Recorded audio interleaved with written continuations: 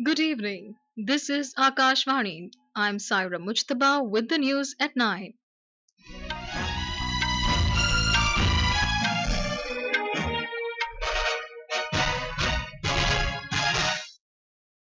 The headlines.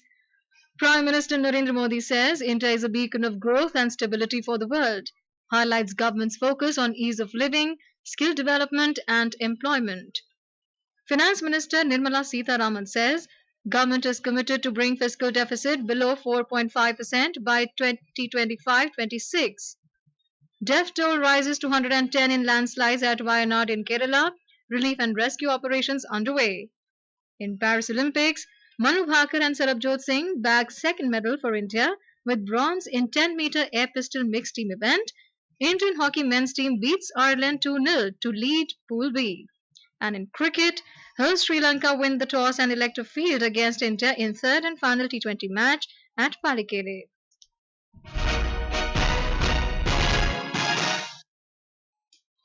And now the news in detail. Prime Minister Narendra Modi today reiterated that government has given special focus on ease of living, skill development and employment. He was addressing the inaugural session of Journey Towards Viksit Bharat, a post-Union Budget 2024-25 conference in New Delhi. Mr. Modi assured that special focus is also on MSMEs, which generates employment. He added that the government is ensuring ease of living and quality of life for all its citizens. He said the country's GDP is growing at 8% and the day is not far when it will become the third largest economy globally. आज भारत 8% की रफ्तार से grow कर रहा है। आज हम सभी डिस्कस कर रहे हैं जर्नी टवर्ड्स विकसित भारत। ये बदलाव सिर्फ सेंटिमेंट्स का नहीं है, ये बदलाव कॉन्फिडेंस का है। आज भारत दुनिया की 5वीं सबसे बड़ी आर्थिक ताकत है और वो दिन दूर नहीं जब भारत दुनिया की तीसरी सबसे बड़ी इकोनॉमिक पावर बन जाएगा। Mr. Modi said today India's policy, dedication, determination and decisions are attracting the whole world to invest in the country. He said India is a beacon of growth and stability for the world.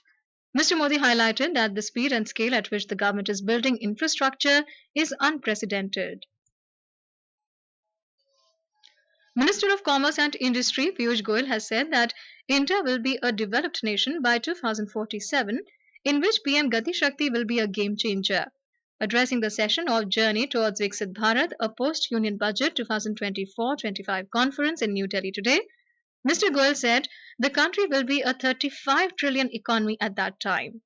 When we talk of an India which is a developed nation by 2047, when we talk of an India which is a $30 trillion plus economy, my personal bet is it will be a $35 trillion economy by 2047. Mr. Goyal emphasized that the government is committed to development in the health, education, infrastructure and digital sector. The minister said that the government made industrial parks for the economic boom and invited the whole world to invest in India. The day-long conference organized by the Confederation of Indian Industry (CII) aimed at presenting the outline for the government's larger vision for growth and the industry's role in this endeavor. Finance Minister Nirmala Sitharaman today emphasized that government is complying with fiscal deficit trajectory and will bring it down to below 4.5% by 2025-26. Ms. Sitharaman was replying to the discussion on the Union Budget 2024-25 and the Budget for Union Territory of Jammu and Kashmir for 2024-25 in the Lok Sabha today. I had promised in the South that the government would endeavor to attain fiscal deficit to GDP level below 4.5% by the year 25-26 from an unprecedented high of 9.2% in 2020-2021. We are complying by that fiscal deficit trajectory given by me. Even today, this year, we have clearly given 4.9 as the fiscal deficit. So we are keeping our word on that. Ms. Sitharaman said India is the fastest growing economy post-COVID. She said everyone should work together to build a Viksit Bharat by 2047. She pointed out that Indian economy is shining like a bright spot even after the COVID pandemic. The finance minister pointed out that the budget allocation for the Department of Agriculture and Farmers' Welfare was only 21,934 crore rupees in 2013-14. She emphasized that this has increased to 1.23 lakh crore rupees, which is an increase of 5 times. She added that more than 3.2 lakh crore rupees have been disbursed to over 11 crore farmers under PM Kisan since its launch. On the issue of unemployment, Ms. Sitharaman claimed that the NT government created 12.5 crore jobs in the last 10 years in comparison to 2.3 crore jobs created by the UPA government in 10 years. She added that employment opportunities have increased in the last decade and it has increased from 34% in 2014 to 51% in 2025. Earlier, participating in the discussion, Devendra Singh of BJP said, "This budget will take the country towards inclusive growth." Akhilesh Yadav of Samajwadi Party said, "This year's budget is silent about unemployment and development of rural areas." Amra Ram of CPIM alleged that the union budget has no concrete provisions to address the concerns of farmers, soldiers, women and the poor. Rajesh Verma of LJP Ram Vilas said, "Through this budget, efforts have been made to empower the youth, women, poor and farmers." Saptagiri Shankar Ulaka of Congress alleged that it is a weak budget. The Rajya Sabha today resumed discussion on the Union Budget 2024-25 and Budget of Union Territory of Jammu and Kashmir 2024-25. Participating in the discussion, Praful Patel of NCP said, "The government has adopted a fiscal discipline approach and maintained the financial health of the country since 2014. Intervening in the discussion, Union Minister and BJP President JP Nadda asserted that the Union Budget is for inclusive growth and economic and social development of the country. Mr. Nadda added that infrastructure development is the focus of the budget along with job creation. Participating in the discussion, Dr. V. Shivadasan of CPIM alleged that this budget is against the federal spirit of the country. Priyanka Chaturvedi of Shiva Sena said she does not support the budget as it has nothing concrete for Maharashtra. The House is adjourned for the day. Prime Minister of Vietnam, Pham Minh Chi, will arrive in New Delhi tonight on a 3-day state visit to India. He will be accompanied by a high-level delegation including several ministers, deputy ministers and business leaders. On Friday, he will receive a ceremonial welcome at the forecourt of Rashtrapati Bhavan. He will also visit Rajghat to pay tribute to Mahatma Gandhi. He will hold bilateral discussions with Prime Minister Narendra Modi, who will also host a luncheon in his honor. Prime Minister Singh is scheduled to call on President Draupadi Murmu and Vice President Jagdeep Dhankar. External Affairs Minister Dr. S. Jaishankar is scheduled to call on the visiting Prime Minister. This is Akashvani giving you the news. For quick news updates round the clock, follow us on X at TIR News Alerts. Welcome back. You're listening to Evening News. In Kerala, the death toll has reached 110 in the landslide that ravaged Wayanad earlier this morning. Relief and rescue operations by Army and Navy personnel are underway in the region. Our correspondent reports that state mourning has been declared in the state till tomorrow.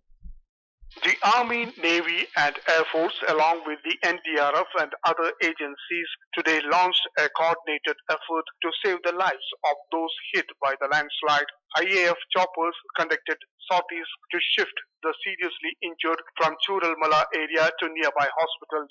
Army personnel ensured that many others were also shifted to safety by using ropes, pulleys and winches. The rescue efforts are continuing. The Army will be moving a set of Bailey Bridge and flood relief materials from Bengaluru to the mishap site. 3 sniffer dogs are also being mobilized. It said around 150 persons were evacuated to safety from the affected area. Raj Mohan, Akashvani News, Kochi. NDRF Deputy Commandant S. Shankar Pandyan said NDRF teams are conducting search and rescue operation at various locations in Wayanad. As of now, the NDRF teams are deployed at various locations where the landslide has occurred in Wayanad, and even in Kozhikode there was suspected a landslide. So right now 3 teams of NDRF are there already in Wayanad. Some are in the moving stage and they are in transit right now. So we are working hard, and there are some difficulties that we are facing right now. Recurrent landslides are due to the slope stability issues, and continuous rainfall force, it disturbs the stability of the terrain and all. It is a hardship on our part of taking our rescuing efforts is there, and we are doing our best. There have been difficulties in reaching intricate places, but yet our troop has already reached. President Draupadi Murmu, Vice President Jagdeep Dhankar and Prime Minister Narendra Modi have expressed condolences over the loss of lives in Wayanad. Prime Minister Modi has also announced an ex gratia of 2 lakh rupees from Prime Minister's National Relief Fund for the next of the kin of each deceased. In Jharkhand, relief and rescue operation after Howrah-Mumbai train accident has been completed. 2 passengers were killed and 24 others injured following the derailment of 18 bogies of Howrah-Mumbai mail this morning between Barabambo and Karsawa railway station under Chakradharpur railway division. Stranded passengers were sent to their destination by a special train. The railway has announced an ex gratia of 10 lakh rupees to the next of the kin of the deceased. The National Human Rights Commission (NHRC) has issued notices to Delhi Chief Secretary, Delhi Police Commissioner, and Commissioner of Delhi Municipal Corporation over the deaths of 3 students due to drowning in the city. The Commission asked them to submit a detailed report in the matter within 2 weeks.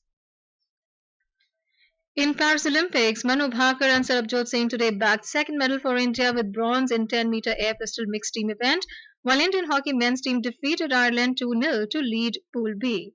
More details from our correspondent who is covering the games in Paris. You believe that we can make some magic up and say yeah.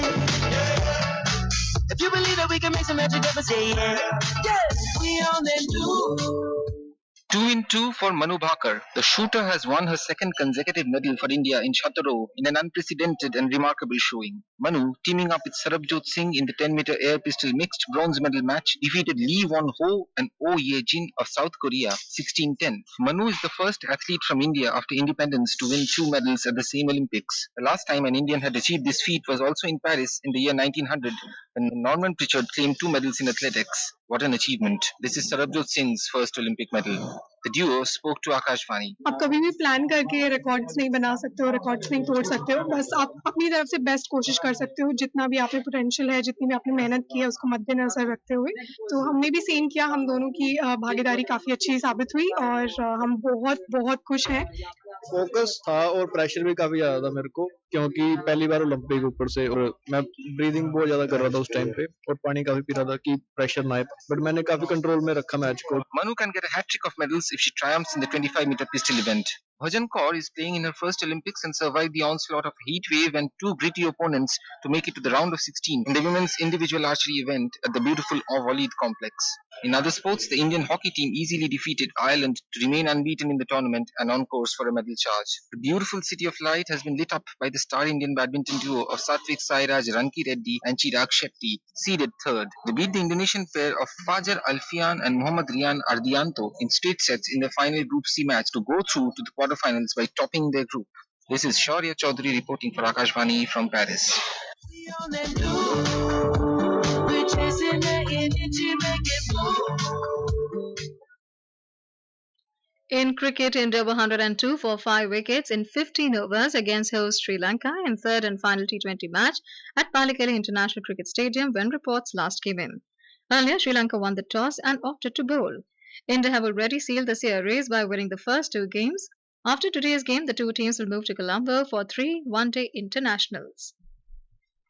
The Indian Meteorological Department (IMD) has forecast extremely heavy rainfall over Tamil Nadu, Puducherry, Karaikal, Kerala, Mahe and South Interior Karnataka for tomorrow.